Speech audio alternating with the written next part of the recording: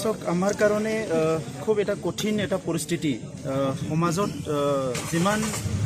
শিক্ষা দীক্ষা আগবাঢ়ি যোৱা বুলি কৈছে সেই হিচাপে সমাজ পৰিৱৰ্তনটো যেনেকৈ হ'ব লাগে তেনেকৈ হোৱা নাই খুব নতুন এটা চেলেঞ্জ সমাজৰ মাজত আহিছে ডাইনা ডাইনিৰ এটা পৰিৱেশ সেইটো এতিয়াও প্ৰচলন হৈ আছে ইয়াৰ লগে লগে মদ ভাং জুৱা এইবিলাকো চলি আছে আৰু আনপিনেদি চাবলৈ গ'লে ডাঙৰ যিবিলাক ইছ্যু যে আজি হেল্থ ছেক্টৰত চাবলৈ গ'লে কেঞ্চাৰ বাঢ়ি গৈছে যেনেকৈ কেঞ্চাৰৰ ওপৰত কাম কৰিবলগীয়া কৰা হোৱা নাই আনপিনেদি HIV বহুত বাঢ়ি গৈছে শিক্ষাৰ যিটো সমস্যা এইটো সমাধান হোৱা নাই আজি গ্ৰাছৰুট লেভেলৰ পৰা লৈ পেলাই যদি চাবলৈ যায় ইউনিভাৰ্চিটি বা হায়াৰ এডুকেশ্যন লেভেললৈকে যথেষ্ট শিক্ষাত সমস্যা আছে অৰ্থনীতিভাৱে খুব মানে বেয়া দিশত গতি কৰি আছে আৰু এইবাৰ নীতি আয়োগৰ যিটো ৰিপৰ্ট ইয়াত আমাৰ BTC এৰিয়াৰে বাক্সা জিলাটো মানে পুৰেষ্ট ডিষ্ট্ৰিক্ট হিচাপে ইয়াত আমি গম পাইছোঁ নীতি আয়োগৰ ৰিপৰ্টত আৰু পুৰেষ্ট ভিলেজটো বাক্সা ডিষ্ট্ৰিক্টতে আছে গতিকে BTAD এৰিয়াত বহুতো সমস্যা আছে এই সমস্যাখিনি সমাধান কৰাৰ কাৰণে বিভিন্ন সময়ত বিভিন্ন সংগ্ৰাম বিভিন্ন আন্দোলন বিভিন্ন ৰিভলিউশ্যন কৰি অহা হৈছে গতিকে আজিলৈকে সমস্যাটো সমাধান কৰিব পৰা নাই সেইকাৰণে নিখিল বড়ো ছাত্ৰ সন্থাই যিহেতু এই অঞ্চলৰ সমাজ জীৱনক লৈ পেলাই যোৱা 50 বছৰে কাম কৰিলে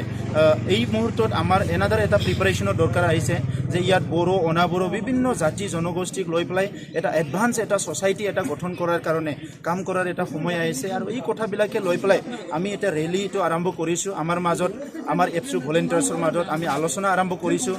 যে আমি খোজ কাঢ়িম আমি চিন্তা কৰিম আমি প্লেনিং কৰিম আমি চাম আমি চৰ্চা কৰিম আলোচনা কৰিম আমি মানুহক শুনিম চ' বিভিন্ন কাৰ্যসূচী লৈ পেলাই এই ৰেলীটো ইতিমধ্যে আৰম্ভ হৈছে আৰু আমি আশা কৰিছোঁ ৰেলীৰ পিছত আমি এটা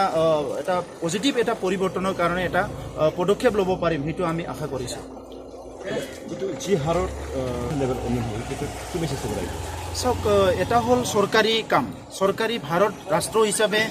যিবিলাক পলিচি লৈছে সেই পলিচিবিলাক বহুত সময়ত ফেইলাৰ হৈছে অসম চৰকাৰ হিচাপে যিবিলাক পলিচি লৈছে সেই পলিচিবিলাক গ্ৰাছৰুট লেভেলত বা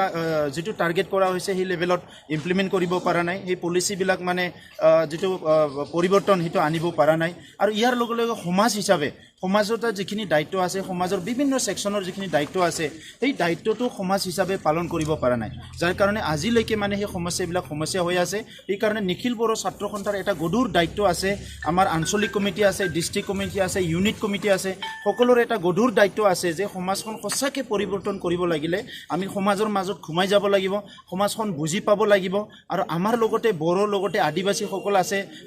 মুছলমানসকল আছে বিভিন্ন জাতি জনগোষ্ঠীক আমি এই যাত্ৰাৰ দ্বাৰা আমি বুজিবলৈ চেষ্টা কৰি আছোঁ আৰু সকলোকে লৈ পেলাই সকলোৰে মাজত কেনেকৈ এটা পৰিৱৰ্তন আনিব পাৰে সেইকাৰণে এটা এই যাত্ৰাটো আমি আৰম্ভ কৰিছোঁ আজিলৈ কিমান কিলোমিটাৰ খোজ কৰিলোঁ আৰম্ভণিৰ পৰা ইতিমধ্যে বাক্সা জিলাত এটা ফেজ হ'ল আৰু ওদালগুৰি জিলাত এটা ফেজ হ'ল আজি কোকৰাঝাৰ ইয়াৰ পিছত চিৰাং হ'ব আৰু উইদিন ছেপ্টেম্বৰ গোটেই অসমত প্ৰত্যেকটো চাব ডিভিজনত এই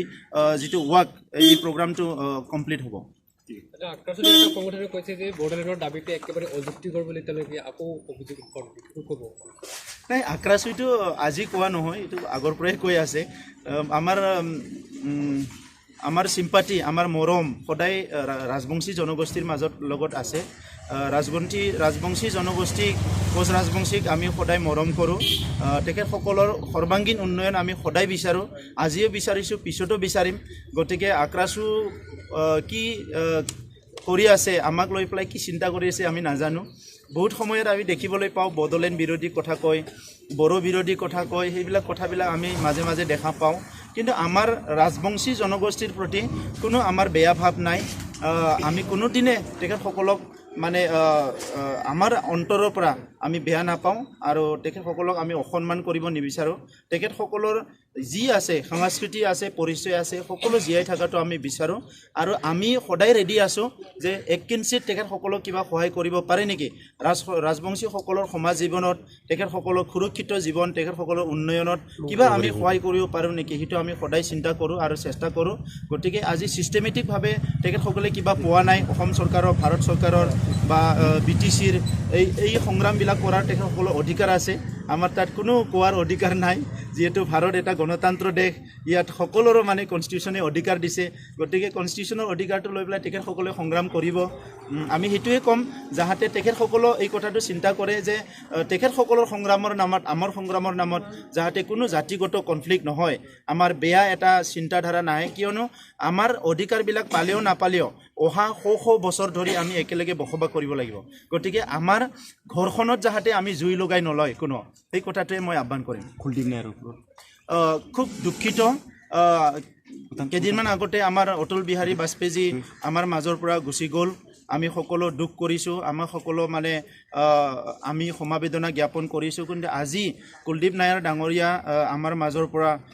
তেখেতে স্বৰ্গবাসী হ'ল যে হেৰাই গ'ল চ' সেইটো আমাৰ কাৰণে আৰু অপূৰণীয় এটা ক্ষতি হৈ গৈছে যে ভাৰত ৰাষ্ট্ৰৰ স্বাধীনতাৰ আগত আৰু পিছত তেখেতে এজন জাৰ্নেলিষ্ট হিচাপে যিখিনি সমাজ গঠনৰ কাৰণে যিখিনি কাম কৰি গ'ল সেইটো সদায় মানে অপূৰণীয় হৈ থাকিব আমি তেখেতক স্মৰণ কৰিছোঁ তেখেতৰ কাৰণে কণ্ডলেঞ্চ কৰিছোঁ তেখেতৰ আত্মা যাতে স্বৰ্গত শান্তিৰে থাকিব পাৰে আৰু সকলোকে আশীৰ্বাদ কৰে তেখেতৰ নিচিনা আৰু সাংবাদিক আৰু সমাজক মৰম কৰা বা সমাজৰ প্ৰতি মানে দায়বদ্ধ থকা ব্যক্তি যাতে ভাৰতত আৰু জন্ম হয় আৰু সমাজখন আগবাঢ়ি লৈ যাব পাৰে সেইটোকে আমি ভগৱানৰ ওচৰত প্ৰাৰ্থনা কৰিছোঁ থেংক ইউ